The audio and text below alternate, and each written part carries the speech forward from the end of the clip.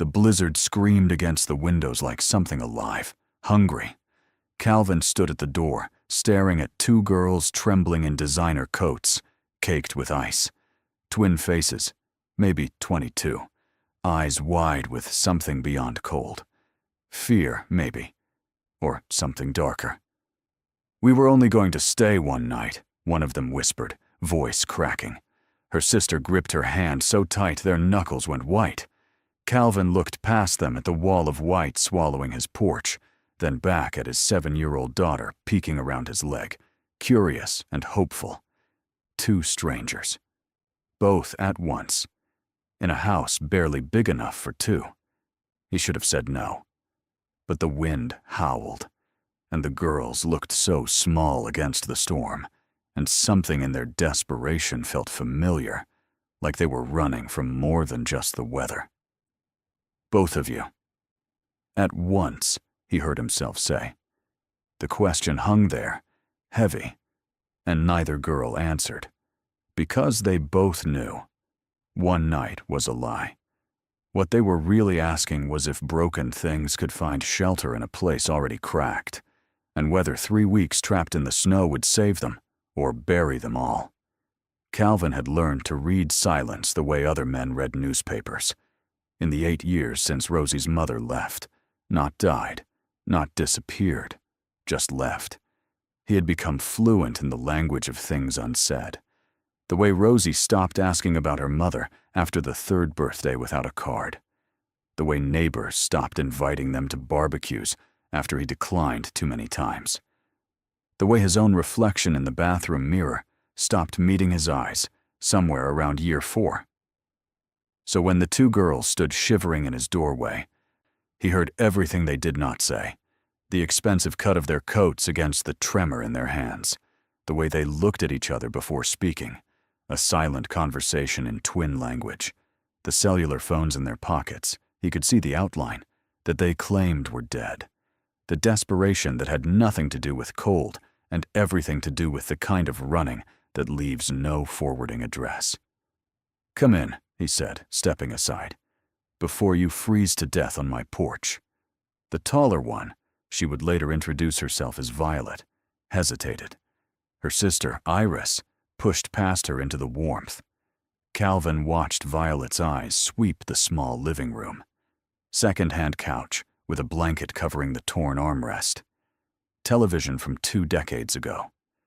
Rosie's drawings taped to every available wall surface. A gallery of crayon suns and stick figure families. The place was clean, but worn. Loved, but clearly struggling. He saw the moment Violet's shoulders relaxed, some calculation completing itself behind her eyes. "Thank you," Violet said quietly, stepping inside. "We will not be any trouble." Trouble, Calvin thought, had already walked through his door, but he closed it anyway, sealing them all inside against the howling white outside. Rosie emerged fully from behind his leg, staring at the twins with the unfiltered curiosity of childhood. "You look the same," she announced. "Are you magic?" Iris laughed, a sound like breaking glass, sharp and unexpected. "Not magic, just twins." "I always wanted a twin," Rosie said solemnly. "Then I would never be alone." The silence that followed was the kind Calvin had learned to read. He saw Iris and Violet exchange another glance, something wounded passing between them. Alone. The word hung in the air like smoke. "Let me get you some dry clothes," Calvin said, moving toward the hallway. "They will be too big, but better than hypothermia." He returned with sweatpants and old flannel shirts, watched them disappear into the bathroom. Rosie climbed onto the couch, eyes fixed on the closed door. "Are they staying forever?" she whispered.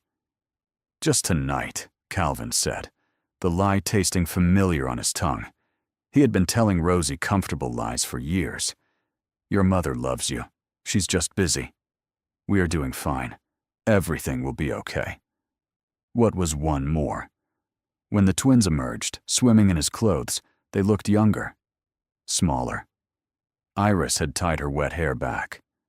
revealing a face that would have been beautiful if not for the exhaustion carved into every line. Violet kept her hair down, hiding behind it like a curtain. "I made soup," Calvin said, gesturing to the kitchen. "It is not much, but it is hot." They sat around the small table, 4 people in a space meant for 2. Calvin had divided the soup into 4 bowls, each one slightly less full than it should be. Rosie ate quickly, hungrily, used to meals that needed to stretch. The twins ate slowly, carefully, like people who had forgotten what hunger felt like, but remembered something worse. "The storm is supposed to last a few days," Calvin said, spooning broth. "Roads will not be clear until at least Wednesday." "Wednesday," Iris repeated, the words strange in her mouth. She looked at Violet. "That is fine," Violet cut in quickly. "That is fine. We appreciate your hospitality." Rosie looked between them, sensing the undercurrent. "Where were you going?" "Rosie," Calvin warned gently. "Nowhere," Iris said, and the honesty in her voice made Calvin look up. "We were not going anywhere. We were just leaving." "What is the difference?" Rosie asked. Violet set down her spoon. "Going somewhere means you have a destination. Leaving means you just need to not be where you were." Rosie considered this with the seriousness of a child who understood more than she should. "We left too," she said finally. "Before here. Daddy said we were going somewhere better, but I think we were just leaving." Calvin felt something tighten in his chest. He had never heard Rosie articulate it that way. The apartment they had fled when the rent doubled. The jobs he had lost. The slow, grinding migration to this small house on the edge of town where nobody asked questions, and the rent was cheap because nothing else was nearby. "This place is better, though," Rosie continued, oblivious to the weight of her words. "Because Daddy is here. That makes it somewhere, not nowhere." Iris's eyes were wet. She looked away quickly, blinking. Violet reached under the table, found her sister's hand. Another silent conversation Calvin was not meant to hear. After dinner, he made up the couch for them, brought every spare blanket he owned. "I'm sorry there is not more space," he said. "The house is small." "It is perfect," Iris said, and meant it. He left them there, put Rosie to bed in the room they shared. The house only had 2 bedrooms. The second one was not really a bedroom at all. Just a converted storage closet where Calvin had placed a mattress on the floor. He and Rosie shared it, her small bed against one wall, his mattress on the floor against the other. At night, they could hear each other breathing. Some mornings, he woke to find she had crawled onto his mattress, seeking warmth or comfort, or just the assurance that she was not alone. Tonight, she fell asleep quickly, exhausted by the excitement of visitors. Calvin lay on his mattress, listening to the house settle. He heard soft voices from the living room, the twins talking in whispers. He could not make out words, but he recognized the tone. Planning. Worrying. The sound of people who were not sure what came next. He knew that sound. He had made it himself often enough, lying awake, calculating bills against paychecks, wondering which crisis to address first. The car that needed repairs, the heating bill, Rosie's shoes that were getting too small, the constant mathematics of poverty, where every decision was a negotiation with disaster. The snow fell all night. In the morning, the world had disappeared behind white. Calvin woke to find the power out, the house already cooling. He got up quietly, not waking Rosie, and checked the thermostat. Dead. The blizzard had taken out a line somewhere. In the living room, Iris and Violet were already awake, huddled under blankets on the couch. They looked up when he entered, 2 pairs of identical eyes tracking his movement. "Power is out," he said unnecessarily. "Probably be a day or 2 before they fix it." "What do we do?" Violet asked. Calvin moved to the fireplace, began building a fire from the stack of wood he kept beside it. "We stay warm. We wait. That is all we can do." He taught them how to feed the fire, how to bank it for slow burning. They moved the mattresses from the bedrooms into the living room, creating a nest around the fireplace. Rosie woke to find a campsite in her own house and declared it the best day ever. They cooked soup on the fire, boiled water for tea, played cards by firelight when the afternoon grew dark. It was Iris who suggested the game. "We should tell stories," she said. "Ghost stories." "No ghosts," Violet said quickly. Too quickly. "Not ghost stories, then," Iris amended. "Just stories about us. So we know each other." Rosie went first, launching into a rambling tale about her second-grade class and the hamster that escaped and lived in the walls for a week. Calvin watched the twins listen, really listen, giving Rosie the kind of attention children rarely received. When Rosie finished, breathless and triumphant, Iris clapped. "Your turn, Daddy," Rosie said. Calvin told them about the first time he made pancakes for Rosie, how he had confused salt for sugar, and they had eaten terrible pancakes together, laughing until they cried. He did not tell them about the eviction notice that had arrived that same morning, or how that laughter had felt like drowning. Then it was the twins' turn. Iris and Violet looked at each other for a long moment, some decision being made in that wordless space between them. "We had a father," Iris began slowly. "He died 8 months ago." The firelight cast shadows across her face, making her look older, sadder. He built things, companies, empires. He built everything except time with us. Violet took over, the story passing between them like a relay. Our mother died when we were 10. After that, it was nannies and boarding schools and summers at camp. Father was always working, always building. We understood, or we told ourselves we did. Then he remarried, Iris continued. A woman named Patricia. We were 19. She was 32. You can imagine how that went. Rosie could not imagine, but Calvin could. He said nothing, just fed another log to the fire. Father died of a heart attack, Violet said quietly. At his desk, working. Always working. And suddenly everything was about the will, the estate, the inheritance. Patricia wanted control of everything. She said we were too young, too irresponsible. That father would have wanted her to manage his legacy. She hired lawyers, Iris said. Good ones. She contested the will. She told the court we were unstable, that we needed a conservatorship, that we could not be trusted with our own lives. The fire popped, sending sparks up the chimney.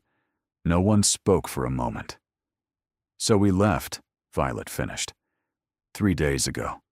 We took nothing but what we could carry. We got in a car and we drove. No destination, just driving. Then the storm hit. We saw your light. Rosie processed this with her child's logic. That is sad, she said finally. About your daddy. And about the mean lady. But now you are here. That is good, right? Iris smiled, a broken thing. Yes, sweetheart. Now we are here. The days blurred together after that, measured not in hours, but in the slow rhythm of survival. Feeding the fire, melting snow for water, rationing the food in the pantry. They played cards and told more stories and learned each other's patterns. Calvin discovered that Iris sang when she was nervous, humming melodies under her breath. That Violet watched everything, always calculating, always planning an exit. That both of them startled at sudden noises, as if expecting someone to crash through the door at any moment. And the twins learned about Calvin and Rosie. They saw how Calvin cut his portions smaller so Rosie could have more. How he checked on her every few hours, even when she was asleep, as if he needed to confirm she was still there.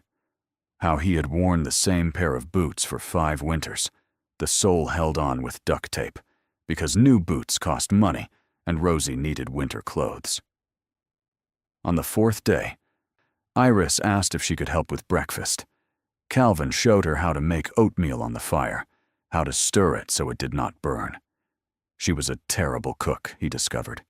She burned the first batch entirely, filling the house with smoke. But she laughed at her failure. A real laugh this time, not the broken glass sound from before. And she tried again. Violet was better in the kitchen, moving with efficiency and purpose. But she was hopeless at entertaining Rosie, awkward with the spontaneous joy of children. So they divided tasks naturally. Iris played with Rosie, building elaborate stories with her dolls, acting out dramas with the kind of commitment that made Rosie shriek with laughter. Violet helped Calvin with the practical things, rationing supplies, planning meals, keeping the fire going through the night. On the 6th day, Violet asked about his work. "I do repairs," Calvin said, banking the fire for the evening. "Appliances mostly. Washers, dryers, refrigerators, whatever people need fixed." "You are self-employed." "More like unemployed with a toolbox," he said without bitterness. "The factory closed 3 years ago. This is what I could figure out. It is enough to get by. Mostly." Violet was quiet for a moment. And Rosie's mother? Gone. She decided motherhood was not for her. I cannot blame her. This, he gestured at the small house, the worn furniture, the life they had cobbled together. This was not what she signed up for. But you stayed. I am her father. That is what fathers do. They stay. He did not see the way Violet's face crumpled at those words, the way she turned away, pressing her palm against her eyes. But Iris saw. She came and sat beside her sister, said nothing, just pressed their shoulders together. Another silent conversation. Another shared grief. By the 10th day, the power came back on. The sudden hum of electricity felt jarring, intrusive. They had grown used to the firelight, the quiet, the small bubble of warmth they had created against the cold. The return of modern life felt like an invasion. The twins did not mention leaving. Neither did Calvin. It was Rosie who finally asked, on the 13th day, when the snow had stopped, but the roads were still impassable. "Are you going to stay forever?" she asked Iris, while they were coloring together on the floor. Iris set down her crayon. "Would you want us to?" "Yes," Rosie said with the absolute certainty of childhood. "You are like the sisters I always wanted. And you make Daddy smile different." "Different how?" "Like he's not as tired." Iris looked across the room where Calvin and Violet were attempting to fix the heating vent. They were laughing about something, their heads close together, breath visible in the still cold air. She saw what Rosie saw, the way Calvin's shoulders had relaxed over the past 2 weeks, the way the lines around his eyes had softened, the way this house that had been a shelter had become something warmer. "We cannot stay forever," Iris said gently. "We have things we need to take care of. Grown-up things that are complicated." "But you will come back?" I do not know." Rosie went back to coloring, but her strokes were harder now, pressing the crayon into the paper with more force. "Everyone says that," she said quietly. "But I do not know means no. It always means no." That night, after Rosie was asleep, the 3 adults sat around the kitchen table. The house was warm again, but they still gravitated to the kitchen, the smallest room, the coziest. "The roads will be clear tomorrow," Calvin said. "Radio said the plows are making final passes tonight." Iris and Violet nodded. Neither spoke. "Where will you go?" Calvin asked. "We do not know," Violet admitted. "We have been thinking about it. Patricia will have found us missing by now. She will have hired people to look. Private investigators. Maybe even police if she spun the story right." "Did you do something illegal?" "No," Iris said. "But Patricia is good at making things seem different than they are. She could claim we stole from the estate, or that we are a danger to ourselves. She has done it before. Made us look unstable to the courts. Calvin leaned back in his chair. What do you want to do? The question seemed to startle them. They looked at each other, that twin communication happening silently. No one has asked us that, Violet said finally. Everyone tells us what we should do, what Father would have wanted, what the lawyers think is best, what Patricia demands. But no one asks what we want. So I am asking. Iris spoke first. I want to not be afraid.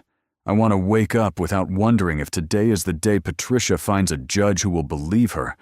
I want to— She stopped, swallowed hard. I want to know what it feels like to be part of something real. Like this. Like you and Rosie. Like a family that chose each other instead of just being stuck together by blood and lawyers. Violet's turn. I want to stop running. I want to stand somewhere and say, this is mine. This is where I am. Come find me. I want to take everything Father built and make it mean something. Not just money. Something that matters. But I cannot do that while hiding. Calvin nodded slowly. Then you need to go back. No, Iris said immediately. Going back means letting Patricia win. Means admitting we cannot make it on our own. Going back means you choose to fight instead of choosing to run, Calvin said. There is a difference. I spent years running. Different apartments, different jobs, always one step ahead of whatever was chasing us. It was not until I stopped running that things got better. Not easier, but better. What if we lose? Violet asked. What if the courts give her everything? What if we go back and it destroys us? Then you lose knowing you tried, Calvin said simply. But hiding here, hiding anywhere, that is losing before you even start. And Rosie is right. You are tired. Both of you. You can see it in everything you do. You are so tired of running. The silence stretched. The refrigerator hummed. The house creaked with the settling of old boards. Would you— Iris started, then stopped. Started again. If we go back and fight this, would you and Rosie— could we write? Call? Would there be somewhere to come back to if we need it? Calvin met her eyes, then Violet's. This door will always open for you, he said. Both of you. At once. The words hung there, an echo of his shocked question from that first night, but transformed now. Not confusion, but invitation. Not reluctance, but welcome. Iris was crying. She did not try to hide it this time. Violet reached for her hand, and they sat there, fingers interlaced, crying together in the small kitchen of a house that was not theirs, but had felt like home. The next morning, they packed the few things they had arrived with. Calvin made breakfast, a real one, using the last of the good eggs, making pancakes with actual sugar this time. Rosie ate quietly, watching the twins move through their preparations with the solemnity of a child witnessing something important. I drew you something, Rosie announced when they were done eating. She ran to her room, came back with a piece of paper. 4 stick figures stood in front of a house, 1 tall, 1 small, 2 medium, all holding hands. This is us, she said. So you remember. Iris took the drawing like it was made of gold. We will keep it forever, she promised. Outside, the world was white and bright and brittle with cold. The storm had passed, leaving behind a landscape transformed. Beautiful, but harsh. The kind of beautiful that could kill you if you were not careful. A taxi arrived. They had called one from town the night before. Calvin watched them load their single shared bag, these 2 women who had stumbled into his life, carrying nothing but fear and designer coats. At the car, Iris turned back.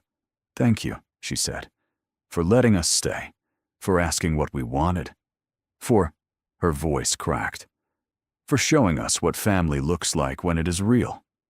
Come back, Rosie said, fierce and certain. Promise you will come back. Violet knelt in the snow, eye level with the little girl. We will try, she said. That is all we can promise. But we will try very, very hard. The taxi pulled away slowly, tires crunching on the snow. Calvin and Rosie stood on the porch, waving until the car disappeared around the bend. Then it was just the two of them again, the house suddenly feeling larger and emptier than before. "They will come back," Rosie said with absolute certainty. "Maybe," Calvin said, because he had learned not to promise things he could not control. "No," Rosie insisted. "They will. I know because they found us once, and people who find each other always find each other again. That is how it works." Calvin wanted to tell her that was not how the world worked, that people drifted apart, that good intentions did not always survive reality, that sometimes the people you cared about walked out of your life and never came back.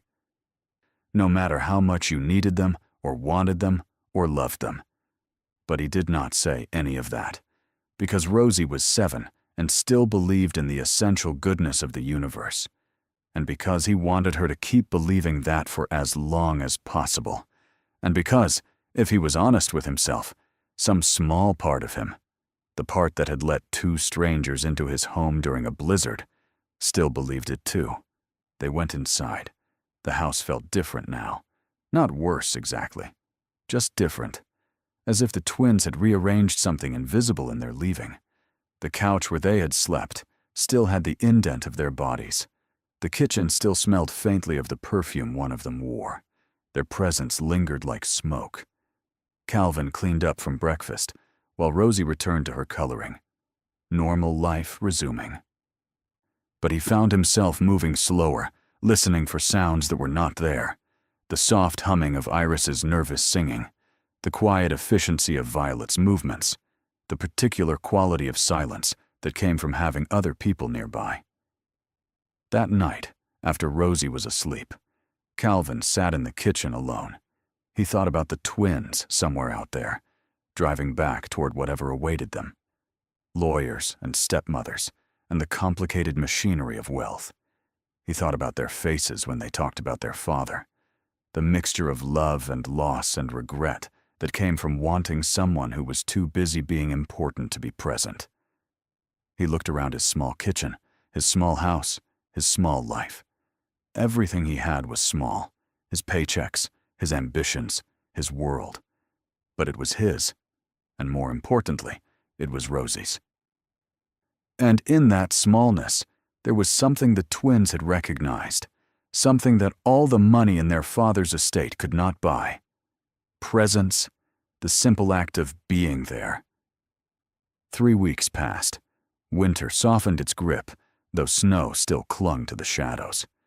Calvin returned to work, fixing washing machines and refrigerators, his hands remembering their purpose. Rosie went back to school, though she checked the mail every day, looking for letters that had not come. "They are busy," Calvin told her, "fighting their battle. We have to trust they are okay." "I know," Rosie said, but she still checked the mail. Then, on a Tuesday evening in March, there was a knock at the door. Calvin opened it, expecting a neighbor or a client. Instead, Iris and Violet stood on his porch. But different now. They wore expensive suits, hair styled, makeup perfect. They looked like what they were, wealthy young women who belonged to a different world than his. For a moment, Calvin thought they had come to say goodbye properly, to put a formal end to the strange interlude of the blizzard. Then he saw their faces, the way they were smiling, the way they were crying, the way they stood, not like people passing through, but like people arriving home. "We won," Iris said. "The court ruled in our favor. Patricia gets nothing. Everything Father built is ours now, all of it. We can do whatever we want," Violet added. "Go anywhere, be anyone. We have more money than we could spend in 10 lifetimes." Calvin did not know what to say. Congratulations seemed wrong. This was not celebration. This was relief. This was survival. "So we made a choice," Iris continued, "about what we want to do with it, about where we want to be." Rosie appeared beside Calvin, staring up at the twins with wide eyes. "You came back," she whispered. "We came back," Violet confirmed. She looked at Calvin. "We bought the house 3 doors down, the one that has been empty for 6 months. We are having it renovated. Nothing fancy, just making it livable. We are going to stay, if that is okay. If you do not mind having us as neighbors." Calvin processed this. The twins, living 3 doors down. The strange little family they had formed during the blizzard, reconstituted in normal life. He thought about all the reasons to say no, the awkwardness, the questions from neighbors, the fundamental weirdness of it all. "We are not trying to intrude," Iris said quickly, reading his silence. We realized during the court case, while we were fighting, that we were not fighting for money. We were fighting for the right to choose our own family, our own life, and this felt like home. You felt like home. And we thought, we hoped, maybe there was room." Rosie grabbed Calvin's hand, squeezing hard. Her face was fierce with hope, with certainty, with all the belief that he had lost somewhere along the way. "We were wondering," Violet said, "if you and Rosie would like to come to dinner tomorrow night. At our place. Nothing fancy, just dinner.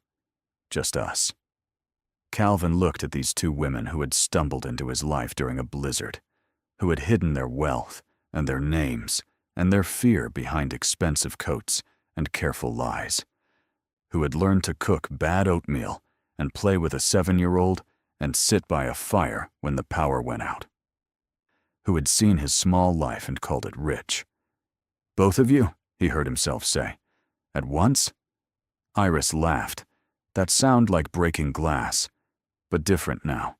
Healing glass, maybe. Glass becoming whole. "Both of us. At once. Always." "Then yes," Calvin said. "We would like that very much." Rosie made a sound, half laugh, half sob, and launched herself at the twins. They caught her, stumbling back, and suddenly all 3 of them were crying and laughing and holding on to each other like shipwreck survivors who had found land. Calvin watched from the doorway, this strange new constellation of people who had chosen each other.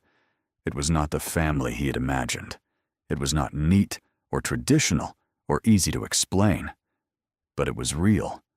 It was there. It was enough. The snow was melting now, revealing the grass underneath. Spring was coming.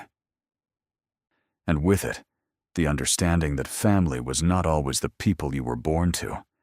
Sometimes family was 2 strangers in a blizzard. Sometimes it was a single father and his daughter. Sometimes it was the choice to stay when you had every reason to leave. Sometimes it was opening your door and saying yes. Both of you, at once, come in before you freeze. Sometimes family was knowing that leaving meant you would come back. That running meant you would eventually stop running. That being lost meant someone would help you find your way home. And home, Calvin thought, watching Rosie laugh with the twins on his small porch, in this small house, in this small life. Home was not a place. Home was the people who kept the door open, who made room at the table, who said yes when they could have said no. Home was here, small but warm. Cracked but holding. Enough for 4 if they squeezed together, if they chose each other, if they were willing to try. The twins left that night with promises of tomorrow. Calvin put Rosie to bed, listened to her excited chatter about having sisters, about family dinners, about all the things that might come next. When she finally fell asleep, he sat alone in the kitchen again. But the loneliness felt different now. Not oppressive, just quiet. The kind of quiet that comes before people arrive, not after they leave. He thought about the twins, 3 doors down, in their newly bought house. He thought about all the choices they had made to get to this moment. To fight instead of run. To return instead of disappear. To choose this small street in this small town instead of the mansions and penthouses their inheritance could buy. It wasn't logical. It made no practical sense. But sense, Calvin was learning, had nothing to do with what made a life worth living. The spring came in earnest after that. The snow disappeared entirely, revealing a world scrubbed clean. The twins moved into their house with minimal furniture and maximum presents. True to their word, they hosted dinner that first week. Then the next week, Calvin cooked for them. It became a routine, this passing back and forth between houses, this chosen family figuring out its rhythms. They were not perfect. Iris still burned things in the kitchen. Violet still startled at unexpected noises. Calvin still cut his portions too small, unable to shake the habit of scarcity. Rosie still checked the mail some days, as if expecting something to arrive that would undo this fragile new arrangement. But they were there, present, showing up, staying. And in a world that had taught all of them that people leave, that love is conditional, that family is a cage or a weapon or a thing to run from, staying was revolutionary. One evening in late April, they all sat around Calvin's small table, a meal spread between them. Rosie was talking about her day at school, her words tumbling over each other in her excitement to share everything. Iris was listening with the kind of attention that made Rosie glow. Violet was helping Calvin clear plates, moving through his kitchen with the familiarity of someone who belonged there. And Calvin thought, this is it. This is what they had all been looking for during that blizzard. Not shelter from the storm, but this ordinary moment, this gathered warmth, this chosen togetherness. This proof that broken things could find each other and, in finding each other, become a little less broken. The table was crowded, the house was small, the future was uncertain, but they were there, all four of them, together, at once. And for now, in this moment, with spring pressing against the windows and dinner on the table and the sound of Rosie's laughter filling the small kitchen, for now, it was enough. It was more than enough. It was everything.